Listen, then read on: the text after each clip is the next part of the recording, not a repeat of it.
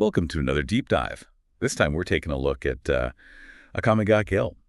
We've been given this in-depth analysis document, Yeah. and it's like getting into the nitty-gritty of this dark fantasy anime is going to be really interesting. Definitely. This world is morally complex, so I'm really excited to unpack the themes, the characters, and really the stylistic choices that make Akame ga Kill so compelling. It's certainly not your average, good versus evil story. Yeah, it really does seem to subvert a lot of those classic tropes, right? The story kind of drops you right into this incredibly corrupt dystopian empire. Right. And we're introduced to Tatsumi, who seems like your typical idealistic hero at first glance. Yeah. He travels to the capital hoping to find fame and fortune, but instead he kind of stumbles upon some pretty harsh realities about the empire. It's interesting how Tatsumi's naivete, especially in those early scenes, kind of really sets the stage for some of the major themes of the show. Yeah. He really believes that he can make a difference, that he can fight for good and uphold justice. But the world of Akame ga Kill is constantly challenging those simplistic notions. It really makes you wonder how his ideals will hold up as he encounters more and more of the empire's cruelty. Do you think his journey is ultimately one of disillusionment? Or does he find a way to reconcile his beliefs with the harsh realities he faces? That's a really good question, and it's definitely a question worth exploring. As he gets drawn deeper into this world, he encounters Night Raid, this group of assassins who claim to be fighting against the Empire's corruption. Okay. But their methods are anything but straightforward, which raises questions about what it truly means to fight for justice in this world. They're definitely not your typical heroes, right? I mean, they're assassins. Right. And their choice of weapon, I think, certainly complicates the whole good versus evil dynamic, wouldn't you say? Precisely. And then there's the issue of the Tegu, these ancient, superpowered weapons. Yes. Both Night Raid and the Empire utilize these weapons, which adds, yet again, another layer of complexity to their battles and motives.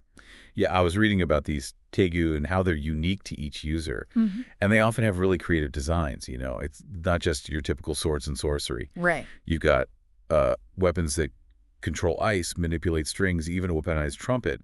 How do you think this creative use of weaponry impacts the storytelling and the action sequences? It's great. The diversity of Tegu allows for these really dynamic and visually impressive battles, but beyond the spectacle, they serve a deeper purpose. Okay. They often represent the unique strengths and burdens of the characters who wield them.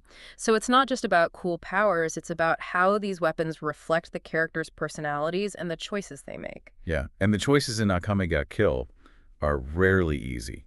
One thing that struck me with the source material was the emphasis on moral ambiguity. How does this story blur those lines between good and evil, especially regarding groups like Night Raid? Yeah. The anime doesn't shy away from portraying the brutality of both sides. Night Raid may be fighting against a corrupt system, but they utilize incredibly violent methods. This forces viewers to question whether the ends justify the means. Yeah. Are they truly heroes if they resort to the same kind of cruelty they're fighting against? Right. I remember that confrontation between Night Raid and the Jaegers, the Empire's elite force, and it's just incredibly intense. Right. Both sides believe they're in the right, and both sides are capable of inflicting, immense pain. That scene is a great example of how the series explores the complexities of justice. Okay. It asks you to consider the motivations and justifications of each side, even as they engage in acts of violence. Yeah, and it really highlights the emotional toll this fight takes on everyone involved. Because there's another major theme that runs throughout this story. Right. Sacrifice and loss.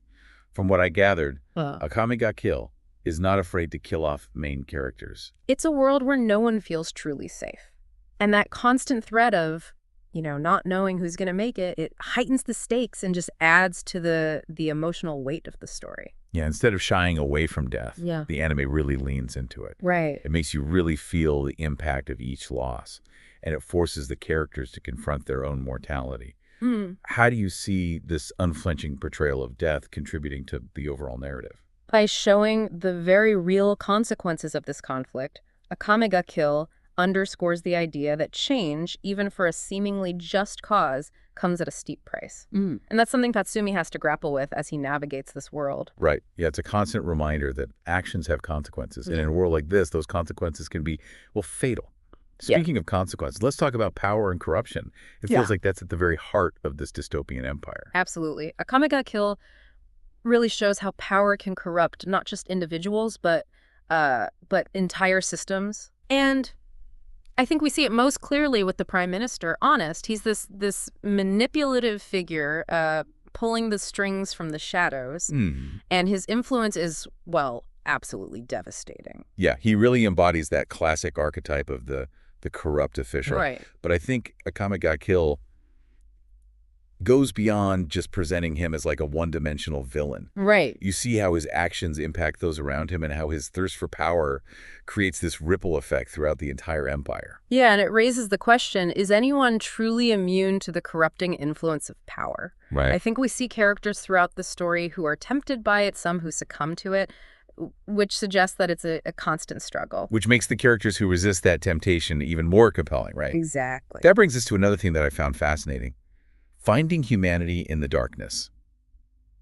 This world is brutal, yet the characters, even the villains, have these moments of depth and complexity. Even amidst all the violence and moral compromises, there's an emphasis on the characters' backstories, their motivations. Right. It allows for a degree of empathy, even for those who commit terrible acts. Death, the leader of the Acres, is a perfect example. Oh, yeah, she's a great example. She's ruthless. Yeah. Incredibly powerful. But her backstory reveals how she was shaped by the Empire's harsh ideology. It's a reminder that villains are often products of their environments. Death's unwavering belief in the Empire's might stems from her own experiences, and that makes her a more nuanced and interesting antagonist. Yeah, and it also makes the conflicts between characters like Death and Night Raid that much more engaging. Right. Because you're not just watching a clash of good and evil. Right. You're seeing two sides, each with their own deeply held beliefs and justifications, fighting for what they believe in. It reminds you that conflicts are rarely black and white. Yeah. That kind of ties into the overarching theme of rebellion and the fight for change. At its core, Akame ga Kill explores what it takes to challenge a corrupt system. It certainly doesn't romanticize revolution, does it? No, it does not. It shows the sacrifices, the tough choices, and the potential for things to go wrong, even with the best intentions. It feels like a very grounded and realistic portrayal of revolution. We see that realism through Tatsumi's journey as well. Right. You know, he starts out so idealistic, but he's constantly forced to adapt and make these really difficult decisions. Yeah.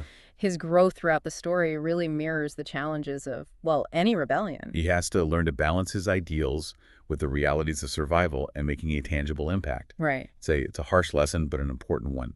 Now, shifting gears a bit, I'd love to hear your thoughts on the visual and narrative style of Akame ga Kill. It definitely has a distinct look and feel. Visually, the series is quite striking. Yeah. The character designs are memorable, the action sequences are dynamic, and the creative use of the Tegu adds a lot of visual flair to the battles. Yeah. I was particularly impressed with how the animators bring the Tegu to life. Right. They really capture the unique abilities of each weapon and make the action feel truly impactful. And beyond the action, there's this interesting blend of grim realism and moments of dark humor. Right.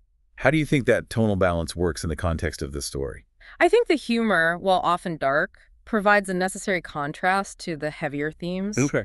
It prevents the story from becoming too bleak, and it allows for moments of levity amidst the constant threat of violence and loss. It also adds to the complexity of the characters. Yeah. Even in the midst of danger, they retain a sense of humor, a sense of camaraderie.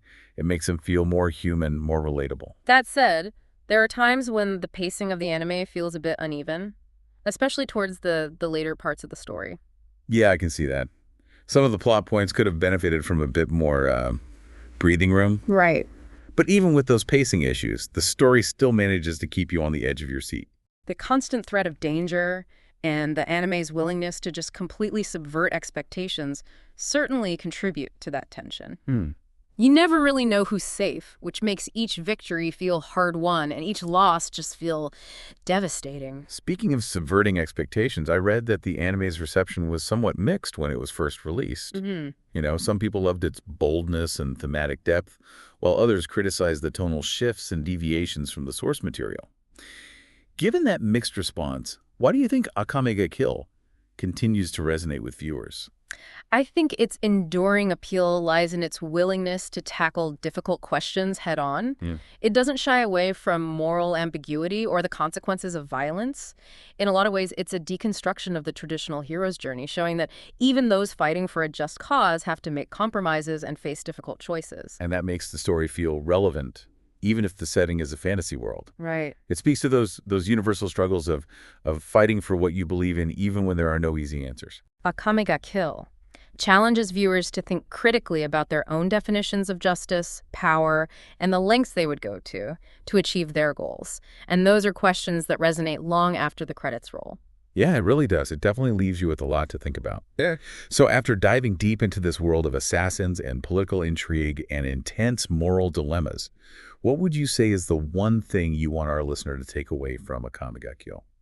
Well, I'd say that even in a world as dark and brutal as the one depicted in the anime, hope for change exists. Okay. The fight might be long and arduous and demanding sacrifices along the way, but striving for justice and a better world is always worth the effort. It's interesting, right? Even if you don't agree with every method Night Raid employs, you can't help but admire their dedication to their cause. Right. What do you think makes their struggle so compelling, even when their actions are morally questionable? I think it's the fact that they're fighting against a system that is clearly broken. You know, the empire is rife with corruption, and innocent people suffer because of it. Night Raid's willingness to challenge that system, even if it means getting their hands dirty, speaks to a deeper human desire for justice. It's like they represent that part of us that wants to fight back against injustice, even when it feels overwhelming. This brings us to you, dear listener. Right. We've explored this complex world, and I'm curious, Okay. what stands out to you the most about Akame ga Kill? Do you find yourself sympathizing with Night Raid's mission, even if you question their tactics? Yeah. Or do you see merit in the Empire's attempts to maintain order despite its flaws? There are no easy answers in this story, Right. and that's what makes it so thought-provoking. Absolutely. It forces you to confront your own beliefs about right and wrong, about power and responsibility, Yeah. and about what you would be willing to sacrifice for a better world.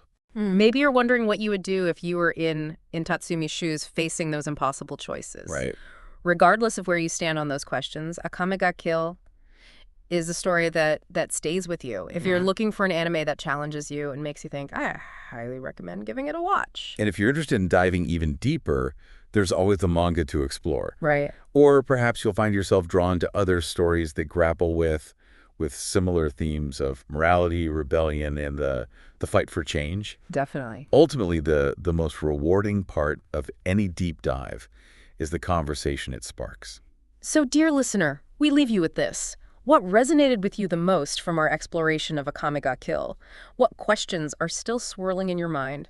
We'd love to hear your thoughts. You can connect with us on social media and share your insights, your questions, and your own deep dives into this fascinating world. Definitely. Until next time, keep exploring, keep questioning, and keep diving deep.